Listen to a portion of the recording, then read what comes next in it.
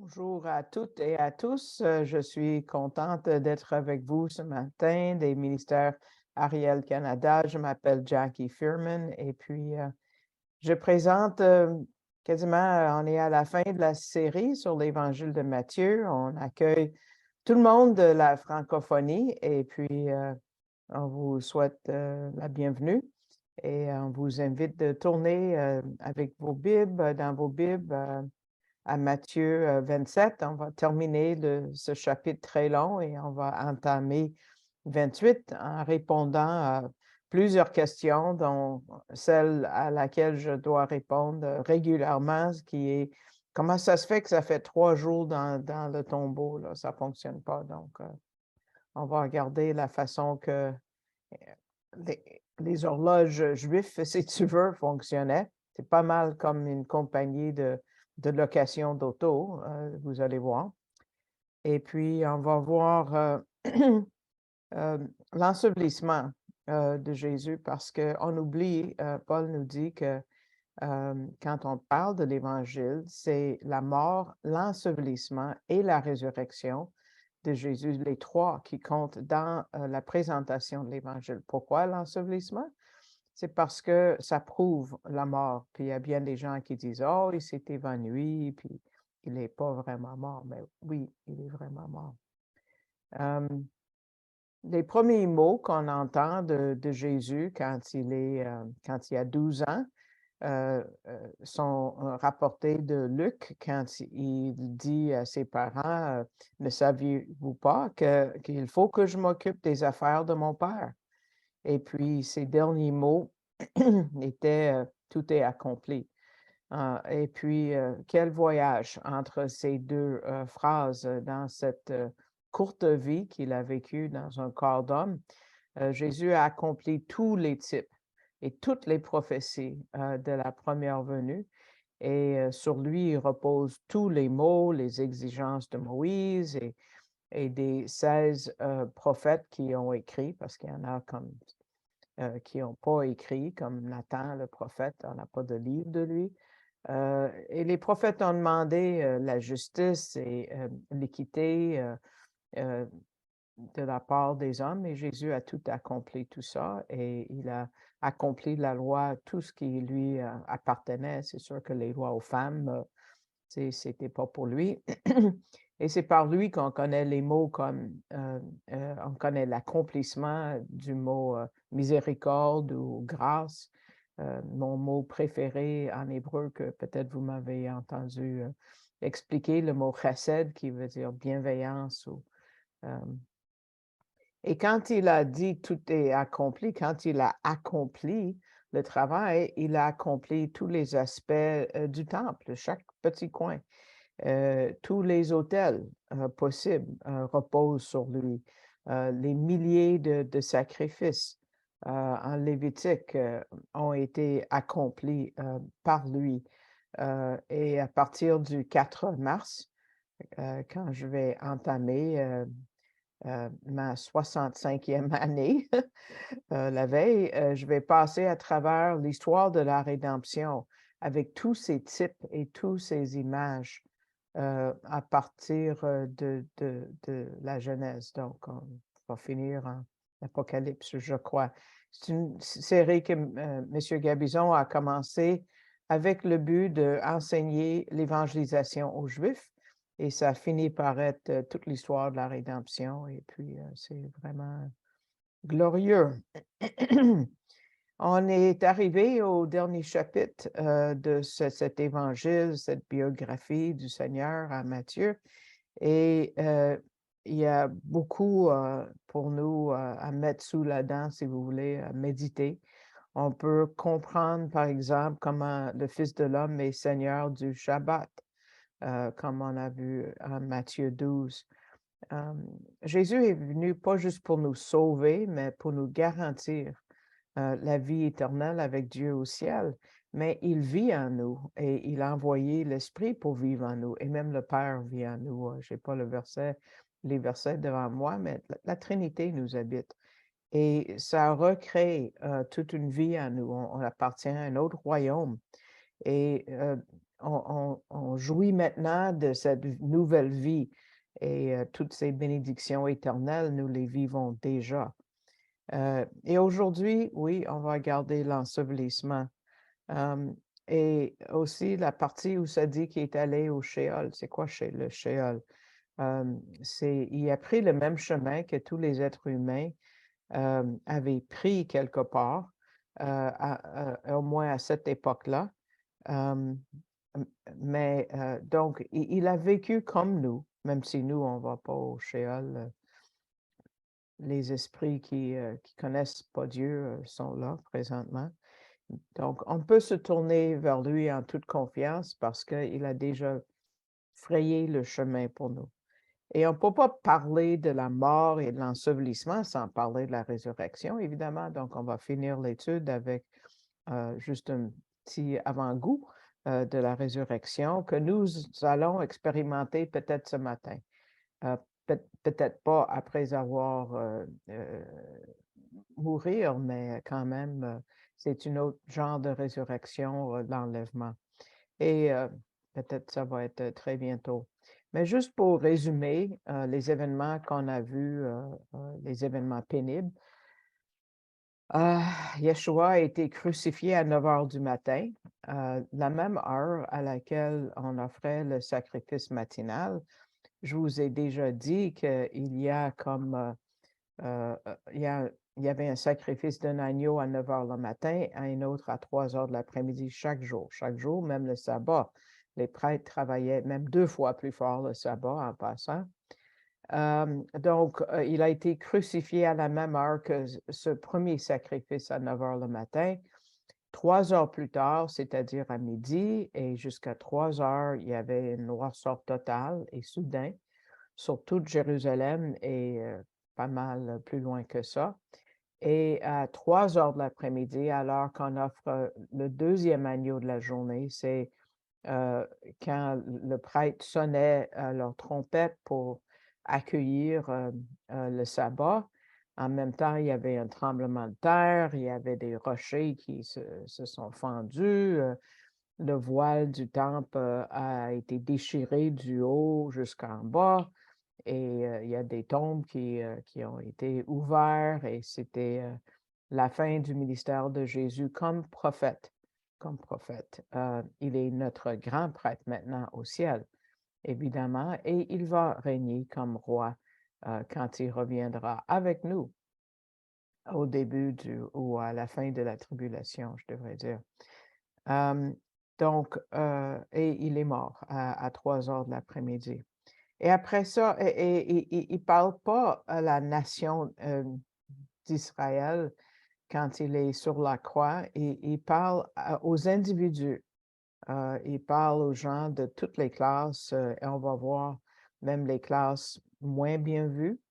Il a parlé à un juif comme Paul, tu sais, qui était très haut placé, mais aussi à Corneille, un non-juif. Mais il a arrêté de parler à Israël comme nation et aux autres nations aussi qu'il avait rejetées dans un sens. Et il s'éloigne d'eux jusqu'au moment du jugement, dans le fond, le jugement final au grand trône blanc. Donc, commençons à lire notre texte pour aujourd'hui. On est au moment où il rend son esprit. Donc, nous allons commencer à Matthieu 27 à partir de verset 54 jusqu'à 56. Et notons bien qui est là pour témoigner de cette mort. Le centenier et ceux qui étaient avec lui pour garder Jésus, ayant vu le tremblement de terre et ce qui venait d'arriver, furent saisis d'une grande frayeur et dirent assurément, cet homme était un fils de Dieu. Il y avait là plusieurs femmes qui regardaient de loin, qui avaient accompagné Jésus depuis la Galilée pour le servir. Parmi elles était Marie de Magdala, Marie, mère de Jacques et de Joseph, et la mère des fils de Zébédée. Donc, ça marque la fin finalement de la crucifixion et qui est là pour en être témoin des centeniers. Et des femmes. Ces 2 groupes de personnes qui sont pas bien vues, qui sont vraiment haïes, méprisées par les gens de cette époque. Il y a beaucoup de femmes et on nomme certaines et les femmes fidèles à Jésus qui s'assuraient que Jésus avait à manger, que ses besoins étaient, comblés et ça dit dans le texte qu'elles avaient suivi depuis, la Galilée. Ça prenait du courage pour rester là, heu, pas juste pour voir un tel ouf, j'ai même pas les mots, voir, Jésus tout couvert de sang et déchiqueté quasiment par le fouet romain, mais aussi courageux parce que, les insultes qui étaient sans arrêt, au moins les 3 premières heures et tout ce qu'on disait, contre lui. Je me rappelle quand je suis venue à la foi, et mon père commençait à jurer contre Jésus. J'ai dit: «Dis n'importe quoi à mon sujet, c'est correct, mais parle pas contre lui». Ça me faisait tellement mal.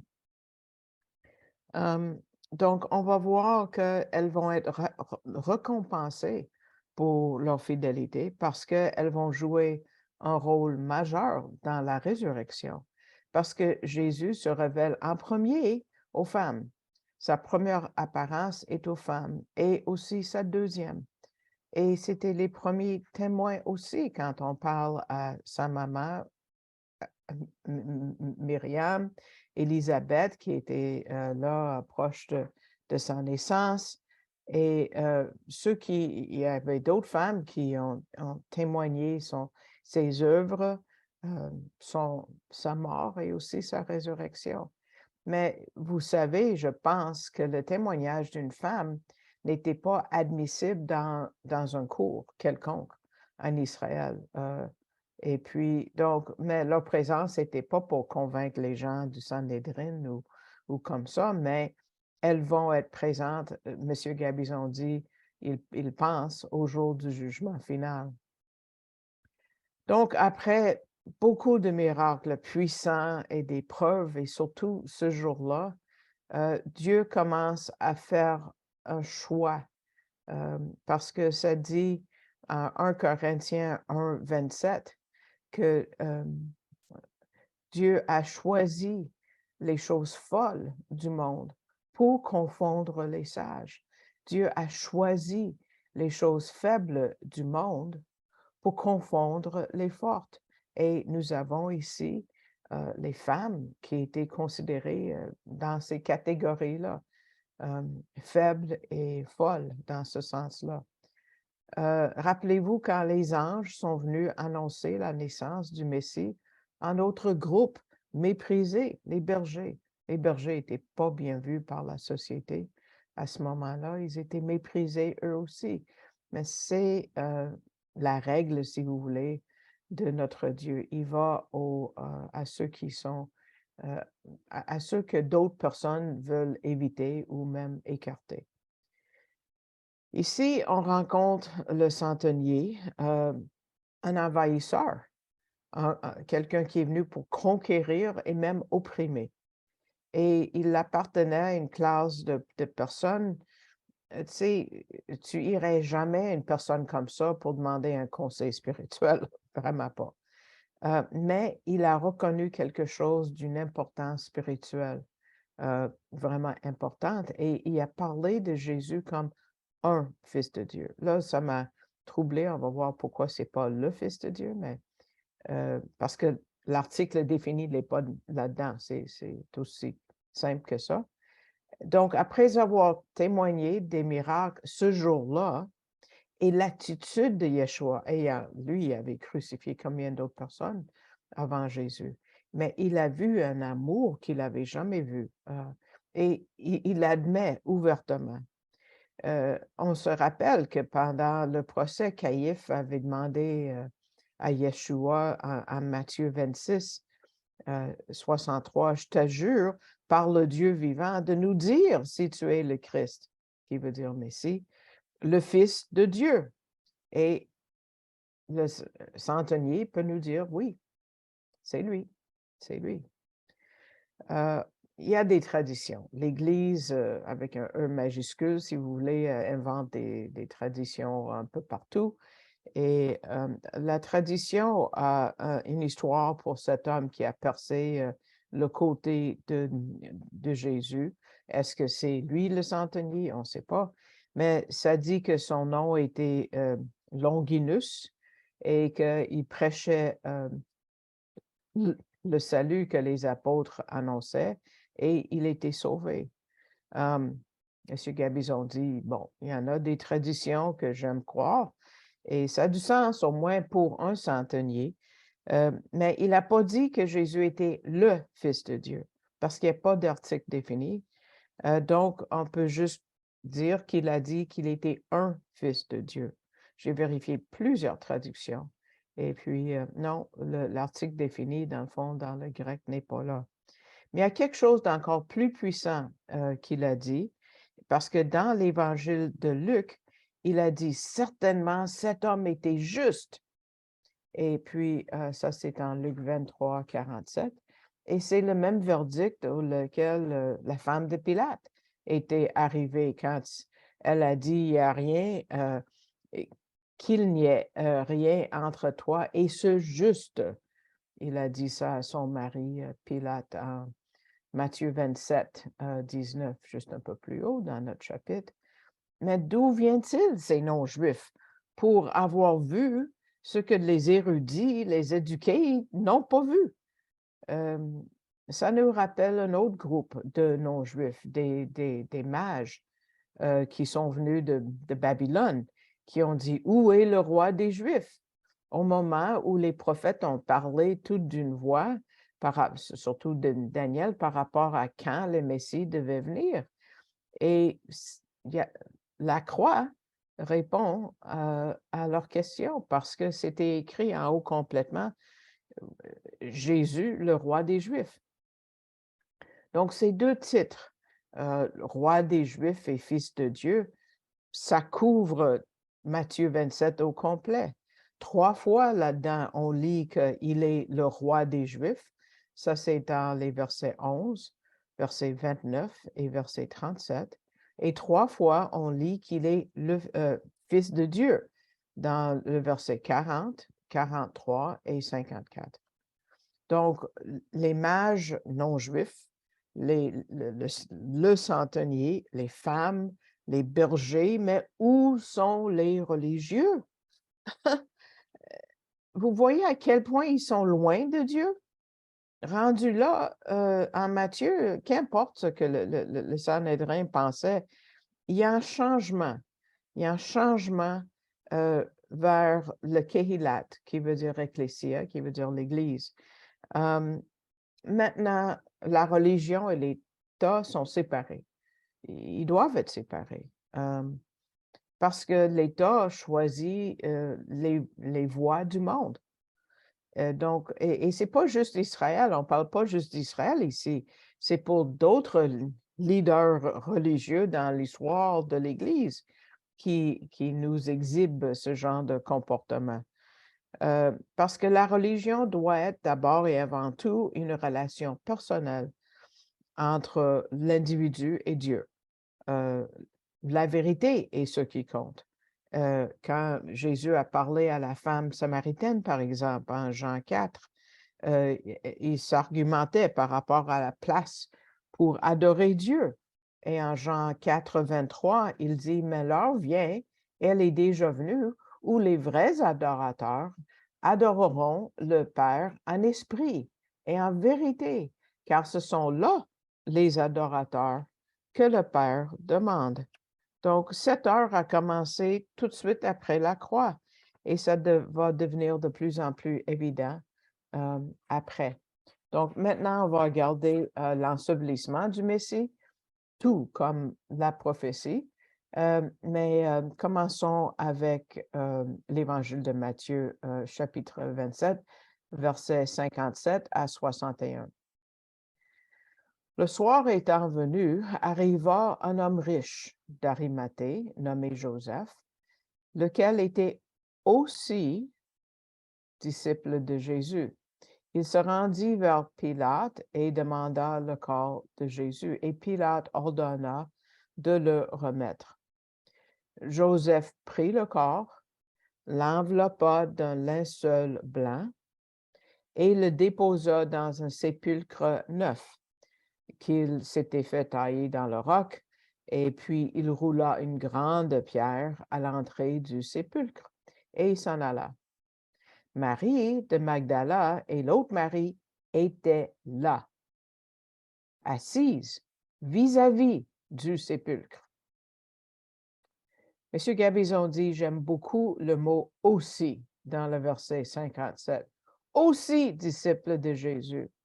Ça aurait pu, tu sais, l'Esprit aurait pu pousser Matthieu à dire un autre disciple ou un disciple, Joseph. Mais non, il a dit lequel était aussi disciple, parce qu'il y en avait plusieurs et parce que les signes étaient très forts. On sait d'ailleurs que beaucoup de prêtres sont devenus croyants.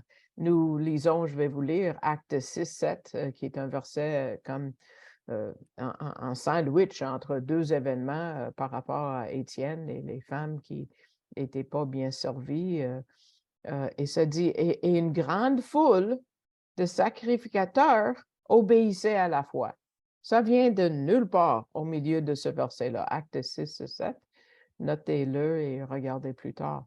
Joseph était membre de Sanhédrin et pendant un temps, ça nous dit qu'il était un croyant secret. Parce qu'on sait que vers la fin du ministère du Messie, le Sanhédrin avait voté sur une loi qui a dit n'importe qui croit en Yeshua va être excommunié. Pas juste de la synagogue, mais de toute la société, comme l'homme qui est né aveugle et que Jésus avait guéri. Ça, c'est l'histoire en Jean chapitre 9. Mais on ne peut pas rester croyant secret pendant longtemps. Parce que, donc, Joseph prend son courage demain et il va voir Pilate et il va demander le corps. Et il devait être un homme d'influence parce qu'on sait qu'il était très riche, ça dit.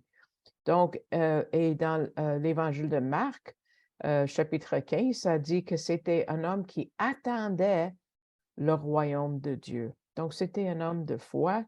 Et comme Siméon, qui a vu le petit bébé Jésus, il avait une attente de l'ère messianique, du royaume messianique. Il avait la bonne théologie, il avait considéré les prophéties. Donc, au lieu de dire, ah, c'est juste le Messie qui va venir régner, il savait que ce Messie devait mourir. Il n'attendait pas tout de suite à voir le loup manger avec l'agneau. Il était devant le corps déchiré du Messie. Sûrement, il savait ce qui est prophétisé dans Ésaïe 53 et le psaume 22 qui parle de la mort terrible du Messie. Il savait et il n'était pas déçu. Et il vient de Arimathée. Ça, c'est la ville, un autre nom pour Rama. C'est un nom qui vous dit quelque chose. C'est là où on a vu le massacre des enfants de 2 ans et moins quand Hérode cherchait le Messie. Donc, il savait ce que le royaume de Dieu voulait dire et dans sa plénitude. Puis, il n'était pas seul. On sait que Nicodème était avec lui, un autre croyant, un autre homme riche au moins à ce moment-là. Donc, le corps du Messie était entre bonnes mains. Regardons en détail comment ça s'est passé. Et on va voir le linge ou le Saint-Suaire de Turin, tout ça, là, que c'est faux tout ça. Donc, tout ça s'est passé avant le Shabbat, qui commence quand? Quand on peut voir 3 étoiles. Et dans le désert à Jérusalem, en tout cas, il n'y a pas de nuages. C'est très rare. Donc, quand on peut voir 3 étoiles, on sait que c'est le soir et c'est le Shabbat. Donc, ça s'est passé très vite que Joseph a pris le corps de Jésus. Qu'est-ce qu'il a fait en premier? Mais il faut le transporter. Donc, il l'a enveloppé d'un seul linge lin propre. Et parce que qu'est-ce qui s'était passé avec les linges de Jésus? Mais les soldats sont partis avec, hein, après avoir tiré au sort, comme dit la prophétie. Donc Joseph lui en donne un nouveau. Et, mais c'est pas, il n'a pas été enterré là-dedans. Pourquoi est-ce qu'on dit ça? Parce qu'en Jean 19:40, ça dit qu'il était attaché avec des bandelettes de tissu, de lin. Parce que le mot lin est pluriel. C'est exact, ça enlève tout cette mythe du linge de Turin, tout ça, là. Parce que, tu sais, tu vois l'image d'un homme, peut-être qui a été crucifié, on ne sait pas. Et plus tard, le pape Pie XII a approuvé l'image et a dit oui, on peut adorer ça, puis misère. Jean-Paul II a appelé ça un miroir de l'Évangile. Pas du tout. On adore un objet et on le garde aux cathédrales de Saint-Jean-le-Baptiste à Turin. Et ils ont même un site web qui va vous garder au courant si jamais il y a de quoi qui bouge ou il y a des nouvelles informations par rapport à ça. Mais c'est fou. Pourquoi M. Gabizon dit il ne regarde pas les Écritures pour dire que c'est impossible parce qu'il a été enterré avec des bandelettes. Où est-ce qu'on a déjà vu ces bandelettes? C'est quand Jésus est né. Parce que quand Joseph et Myriam cherchaient une place, ils ont cherché en dehors de la ville et ont trouvé des cavernes où on enterrait ça c'est un enseignement pour un autre jour, et on gardait ces bandelettes propres et puis ils ont pu entourer leur bébé avec ça parce qu'il est né pour mourir. Donc, il est enterré avec le même genre de petite linge parce que tu vois, euh, euh, on utilise le même mot pour décrire des bandages, OK? J'ai oublié le nom du médecin, vieux médecin, là, qui a écrit grec. Et puis, c'est le mot pour bandage, c'est pas un gros, gros linge. Oublions ça. Donc, regardons la parole pure de Dieu et on va voir que 2 prophéties messianiques ont été accomplies avec Joseph de Arimathée. La première vient de la plus puissante prophétie, la mort et la résurrection, en Ésaïe 53, verset 9. Ça dit, on a mis ses sépulcres parmi les méchants, son tombeau avec les riches, quoiqu'il n'eût point commis de violence et qu'il n'eût point de fraude dans sa bouche. C'était dans la tombe de Joseph de Arimathée, qui était riche. Mais aussi, ça dit que c'est un tombeau neuf, parce que, et ça accomplit une autre prophétie. Saviez-vous ça? Parce que dans le psaume 16, qui est cité en acte 2 et aussi en acte 13, ça dit, car tu ne livreras pas mon âme au séjour des morts, tu ne permettras pas que ton bien-aimé voie la corruption. Donc, d'habitude, on va mettre un brigand dans un tombeau commun, mais il n'a même pas vu la corruption. Il était le seul là-dedans. Donc, même le corps n'aurait pas pu voir dans ce sens-là d'autres corps morts ou des ossements. OK? Donc, il n'a même pas vu la corruption. Donc, la première partie de la prophétie parle des 3 jours et 3 nuits que Jésus était, et on va parler des 3 jours, OK? Restons à l'écoute. Que Jésus était au Sheol après sa mort, et ça parle de sa résurrection avant le 4e jour, quand on présume que la décomposition commence. Moi, j'ai vécu en Haïti, puis des corps non réclamés, là, après un certain nombre de jours, là, ça commence à avoir une odeur. Et cette deuxième partie est accomplie dans le fait que ce tombeau était neuf. On vient de le creuser, du rocher, donc il y avait pas d'autres corps qui décomposaient là, comme je viens de dire, donc comme ça, il a pas vu la corruption.